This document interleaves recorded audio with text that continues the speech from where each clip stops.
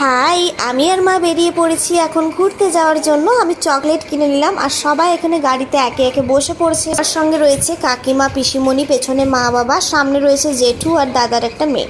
মানে এত সুন্দর পরিবেশটা হয়ে গেল, না গরম না ঠান্ডা, খুব সুন্দর লাগে। পরিবারের সঙ্গে অযোধ্যা পাহাড়ের মনোরম রাস্তা ধরে এক অসাধারণ যাত্রা আমরা ভ্রমণ করতে চলেছি।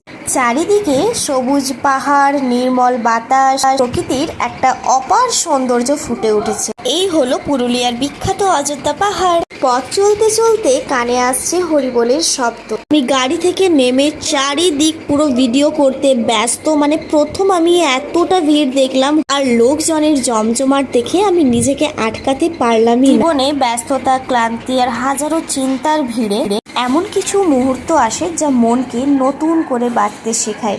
আবার একটি নতুন দল প্রবেশ করলো আর শেষে আমি আইসক্রিম খেয়ে বাড়ি ফিরলাম।